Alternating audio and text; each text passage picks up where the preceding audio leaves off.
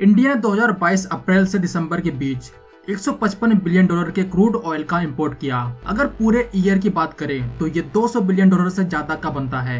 200 billion dollar India सिर्फ और सिर्फ क्रूड ऑयल इंपोर्ट करने में खर्च कर देता है। आप इसको इंडिया के टोटल बजट से कंपेयर कर सकते हैं। इंडिया का टोटल बजट 555 बिलियन डॉलर के अराउंड होता है और इंडिया का टोटल इंपोर्ट 700 बिलियन डॉलर से ज्यादा। बट अब इंडिया स्मार्टली धीरे धीरे ऑयल का यूज कम करने वाला है। आने वाले 10 साल के अंदर इंडिया का ऑयल इंपोर्ट बिल कम होना चालू हो जाएगा। अब इंडिया ऑयल पे अपनी निर्भरता कैसे खत्म कर रहा है, इंडिया की क्या पॉलिसी है और इंडिया इससे फ्यूचर में क्या गेन करने वाला है, ये आज हम इस वीडियो में जानेंगे। ये एक ऐसा टॉपिक है जो हमारी इकोनॉमी से सीधा रिलेटेड है। इंडिया हर साल 155 से 200 बिलियन डॉलर से ज्यादा का पैसा खर्च कर देता है क्रूड ऑयल को इंपोर्ट करने में। इंडिया इस मामले में एक अनलकी कंट्री है क्योंकि ये एनर्जी का सोर्स हमारे पास नहीं है। आज के टाइम दुनिया की इकोनॉमी इसी ऑयल के सहारे टिकी हुई है। अगर आप डेटा पे नजर डालें तो इंडिया का ऑयल इंपोर्ट हर साल बढ़ रहा है। इसके पीछे का मेन रीजन है इंडिया की इकोनॉमिक ग्रोथ। इंडिया की इकोनॉमिक ग्रोथ जैसे जैसे बढ़ रही है, हमारा ऑयल इंपोर्ट बिल भी वैसे वैसे बढ़ता जा रहा है। ये इंडिया का क्रूड ऑयल इंपोर्ट का डेटा है। इसमें आप देख सकते हैं इंडिया का क्रूड ऑयल इंपोर्ट कैसे धीरे धीरे बढ़ रहा है और अचानक 2022 में ये फॉल कर जाता है। और इसके पीछे का रीजन आप सबको पता होगा, ग्लोबल कोविड पेंडेमिक। लेकिन 2022 में इंडिया ने ऑयल इंपोर्ट के मामले में अपने पिछले सारे रिकॉर्ड तोड़ दिए। तो क्या ये पीक ईयर था इंडिया के लिए? वेल, ऐसा नहीं है। एक एस्टिमेट के अनुसार इंडिया का ऑयल इंपोर्ट बिल ऐसे ही बढ़ता रहेगा और 2027 वो पीक ईयर होने वाला है जब इंडिया अपना सबसे ज्यादा क्रूड ऑयल का इंपोर्ट करेगा। उसके बाद ऑयल इंपोर्ट में डाउनफॉल देखने को मिलेगा हर साल। और ये इसलिए पॉसिबल हो पाएगा क्योंकि इंडिया बहुत पहले से अपनी निर्भरता ऑयल से हटाने की तैयारी कर चुका है। ये इंडिया की इकोनॉमी के लिए एक गेम चेंजर मूव होने वाला है क्योंकि इंडिया बिलियंस ऑफ डॉलर खर्च कर रहा है रिन्यूएबल एनर्जी सोर्स में। अभी एक खबर आती है, इंडियन गवर्नमेंट फेम स्कीम के अंडर 8 लाख डीजल बसेस को इलेक्ट्रिक बसेस से रिप्लेस करेगी, वो भी आने वाले 7 सालों के अंडर। अब ये कैसे पॉसिबल होगा, ये समझने से पहले हमें समझना होगा ये फेम स्कीम क्या है। फेम का मतलब है faster adoption and manufacturing of hybrid and electric vehicles.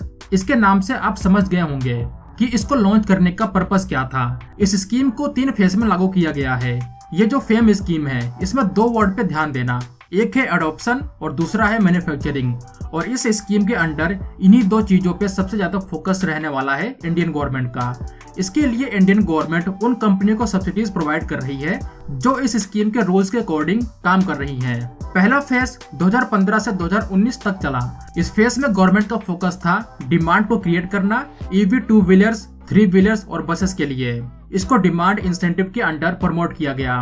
दूसरा था पायलट प्रोजेक्ट को चलाना चार्जिंग इंफ्रास्ट्रक्चर को बिल्ड करने के लिए पूरे इंडिया में। और लास्ट में EV के लिए एक अवेयरनेस क्रिएट करना पूरे इंडिया में। अब फेम 2 और फेम 3 इन्हीं तीनों पॉइंट को स्टेप बाय स्टेप और ज्यादा आगे बढ़ाने का काम करेंगे। इसको आप बिगिनर से एडवांस लेवल तक समझ सकते हैं। फेम 2 अप्रैल 2019 से मार्च 2022 तक के लिए था और अब इंडियन गवर्नमेंट फेम 3 को इम्प्लीमेंट करने जा रही है। फेम 2 में इंडियन गवर्नमेंट ने 10,000 करोड़ रुपए खर्च किए थे मैन्युफैक्चरिंग को सपोर्ट करने के लिए। और जो अब फेम 3 लागू होने वाला है उसके लिए गवर्नमेंट की तरफ से तो अभी कोई अनाउंसमेंट नहीं हुआ है कि इसके लिए कितना पैसा खर्च करेंगे। बट जो गवर्नमेंट का टारगेट है अचीव करने का, उसके हिसाब से फिक्की ने 30,000 करोड़ रुपए का बजट एस्टिमेट किया है। यानी ये स्केल में 3 गुना बड़ा होने वाला है फेम 2 के मुकाबले। गवर्नमेंट का प्लान है इंडिया के पब्लिक ट्रांसपोर्ट सिस्टम को कम्प्लीटली ट्रांसफॉर्म किया जाए। जो बसेस अभी के टाइम डीजल पर रन करती हैं उनको इलेक्ट्रिक बसेस से रिप्लेस किया जाएगा। और यहाँ 10,000, 20,000, 1 लाख या 2 लाख की बात नहीं हो रही। यहाँ इंडियन गवर्नमेंट 8 लाख बसेस को रिप्लेस करने वाली है। 8 लाख में से 2 लाख स्टेट ट्रांसपोर्ट की बसेस होंगी, 5,50,000 बसेस प्राइवेट ओन होंगी और 50,000 बसेस होने वाली है जो एम्प्लॉयज के लिए और स्कूल्स के लिए यूज की जाती हैं। ये इंडियन गवर्नमेंट का move Indian public transport sector को कम्प्लीटली ट्रांसफॉर्म करने वाला है। इसके न सिर्फ इकोनॉमिक बेनिफिट होंगे बल्कि इसके सोशल इन्वायरमेंटल बेनिफिट भी होने वाले हैं। अब इसके फायदे किस तरह होंगे इसको समझने के लिए हमें थोड़ा और डिटेल में जाना होगा। ऑयल से निर्भरता कम होने से सबसे बड़ा बेनिफिट होने वाला है इंडियन करेंसी को। जाहिर सी बात है ये डायरेक्टली रिलेटेड है इंडियन इकोनॉमी से। इंडियन करेंसी की वैल्यू बढ़ेगी, जो हमारा पैसा बाहर चला जाता था वो रुकेगा। इंडिया के ओवरऑल इंपोर्ट बिल में भी कमी आएगी। यहाँ ईवी का पूरा इकोसिस्टम बिल्ड होगा।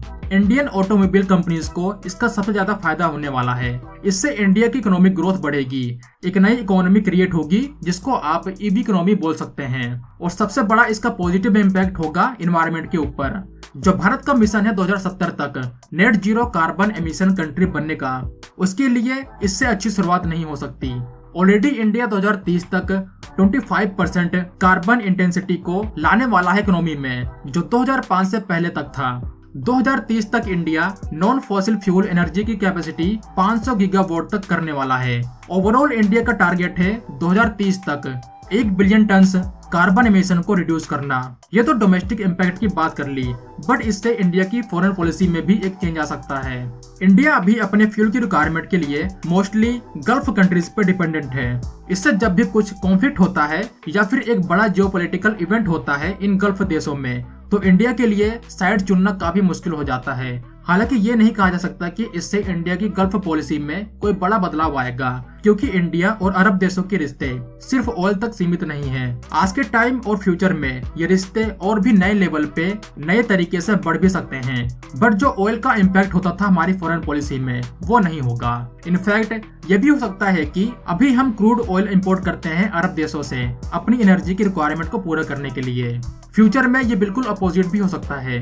फ्यूचर में इंडिया इन अरब देशों को इंडिया में बने लिथियम बैटरीज या फिर और भी रिन्यूएबल एनर्जी को एक्सपोर्ट कर सकता है। और ये एक रिन्यूएबल एनर्जी है। जब क्रूड ऑयल नहीं रहेगा तो इन अरब देशों को एनर्जी की रिक्वायरमेंट तो होगी, और ये पूरा किया जाएगा रिन्यूएबल सोर्स से। और इंडिया इसमें अपना एक बड़ा स्टेक ले सकता है। और रही बात इंडिया की, तो इसके अलावा हम रेलवेज को नहीं भूल सकते हैं। बिना शोर किए इंडिया ने 91% अपने रेलवेज को इलेक्ट्रीफाई कर दिया है। India is already winning. But क्या यह स्टेटमेंट सही होगा? वेल, इंडिया अपने पेस के साथ विन कर रहा है।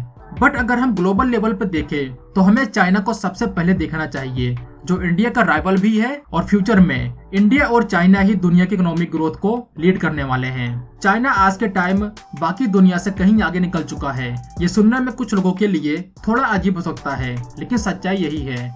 चाइना इंडिया से कहीं आगे जा चुका है इस मामले में। हालांकि हम चाइना को क्रैश करने की कोशिश जरूर कर रहे हैं। चाइना इंडिया से कहीं ज्यादा तेजी से ईवी को अडॉप्ट कर रहा है। चाइना ऑलरेडी अपने ईवी का इंफ्रास्ट्रक्चर बिल्ड कर चुका है ऑल ओवर चाइना में। जो चाइनीज कंपनियां आज से कुछ साल पहले यूरोपियन कारों की कॉपी किया करती थी, आज वही कंपनियां दुनिया में सबसे ज्यादा इलेक्ट्रिक कार्स को मास लेवल पे प्रोड्यूस कर रही हैं। इवन उनकी क्वालिटी भी काफी ज्यादा अच्छी है। आपने सुना ही होगा चाइना के गोल्स काफी बड़े होते हैं, और इस मामले में भी चाइना अपना गोल सेट कर चुका है, और वो है 2035 का। 2035 तक चाइना अपने कार मार्केट को 100% इको फ्रेंडली करने वाला है। और जो डेटा निकल के आ रहे हैं चाइना से, उससे यही लगता है चाइना का ये गोल काफी आसानी से अचीव हो जाएगा। बट हमारे पास वो कैपेसिटी है कि हम चाइना को इस मामले में टक्कर दे पाए। इस बार हमारी तैयारी पूरी है। हमने वो पिछली गलती दोबारा रिपीट नहीं की। एक एस्टिमेट के अनुसार 2029 तक इंडिया का ईवी मार्केट 114 बिलियन डॉलर के करीब पहुंच सकता है। अभी इंडिया को सिर्फ एक चीज पे फोकस करना चाहिए, वो है अपने चार्जिंग इंफ्रास्ट्रक्चर को पूरे इंडिया में बिल्ड करना। ऑलरेडी इंडिया इसमें काफी ज्यादा कामयाबी हासिल कर चुका है। अगर आप टियर 1 सिटीज में रहते होंगे तो आपको हर फ्यूल स्टेशन में ईवी चार्जिंग का अलग से सेक्शन मिल जाएगा। इसके अलावा बहुत सी इंडियन कंपनीज हैं जो इस सेक्टर में बड़े स्केल पे इन्वेस्टमेंट कर रही हैं। ये सुन के बहुत अच्छा लगता है कि इंडियन कंपनीज इसमें हैवी इन्वेस्टमेंट कर रही हैं, लेकिन फिर ऐसी भी खबर आती है जो शायद कोई भी नहीं सुनना चाहेगा। इंडिया की ईवी मेकर्स को सब्सिडी के पैसे वापस करने होंगे इंडियन गवर्नमेंट को। ये खबर अक्टूबर 2023 में निकल के आई सामने, क्योंकि इन्होंने फेम स्कीम के गाइडलाइन को वायलेट किया है। और ये कंपनियां कोई छोटी मोटी कंपनियां नहीं है। ओला इलेक्ट्रिक, हीरो मोटोकॉर्प, टीवीएस और एथर एनर्जी जैसी बड़ी बड़ी स्टार्टअप और पुरानी कंपनियां शामिल है। ये कंपनियां गवर्नमेंट से तो सब्सिडी ले रही थी, लेकिन ज्यादा पैसा कमाने के चक्कर में अपने कस्टमर से पोर्टेबल चार्जर्स के लिए भी अलग से पैसे चार्ज कर रही थी। और ये फेम स्कीम के गाइडलाइन के रूल के खिलाफ था। अब उम्मीद तो यही होगी कि इस तरह के इंसिडेंट आखिरी बार होंगे। इन कंपनियों को फेयर तरीके से काम करना होगा। इनको गवर्नमेंट का सपोर्ट मिल रहा है तो रूल्स के हिसाब से फायदा उठाना चाहिए। तो इस वीडियो में बस इतना ही। अगर आपको ये वीडियो इन्फॉर्मेटिव लगा हो तो वीडियो को लाइक करना और चैनल को सब्सक्राइब। मिलते हैं एक नई वीडियो के साथ, तब तक के लिए जय हिंद दोस्तों।